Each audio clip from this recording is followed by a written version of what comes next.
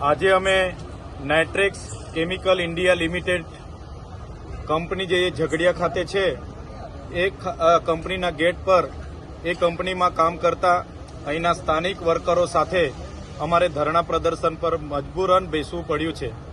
આ લોકોને આજ દિન સુધી આ કંપની દ્વારા એક પણ કર્મચારીને પગાર સ્લીપ આપવામાં નથી આવતી, એમનામાં પીએફ બુક આપવામાં નથી આવતી, આ કર્મચારીની ઇન્ક્રીમેન્ટ વધારો કરવામાં નથી આવતો। ત્યારે એક બાજુ સરકાર કાયદા પર કાયદા બનાવતી જાય છે, એમનું શ્રમ નિયામક કાયદા પર કાયદા, પરિપત્ર પર પરિપત્ર બનાવતા જાય છે, અને આ વિસ્તારમાં જેટલી પણ કંપનીઓ છે એ અહીંના સ્થાનિક કામદારોને માત્ર ને માત્ર એક લેબર તરીકે, એક શ્રમિક તરીકે એમનું શોષણ કરે છે। આ એ જ વર્કરો છે જેમણે આ કંપનીને પાયામાંથી ઊભી કરી છે। શરૂઆતમાં 100 ટન એનું પ્રોડક્ટ હતું, એની જગ્યાએ આજે 1200 ટનનું પ્રોડક્શન આ લોકો પર મંથ કરે છે।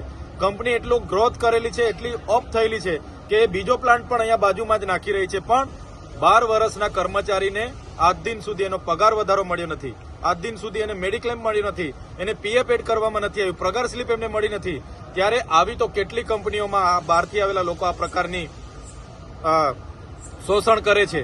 ત્યારે લેબર એક્ટ 1970 મુજબ આ કર્મચારીઓને ન્યાય મળે, એમનો પગાર વધારો મળે, એમને લેબર ડાયરેક્ટ કંપની થ્રુ જ એમને કંપનીના એમ્પ્લોય તરીકે લેવામાં આવે, આ માંગણી સાથે અમે ધરણા પર બેઠા છે।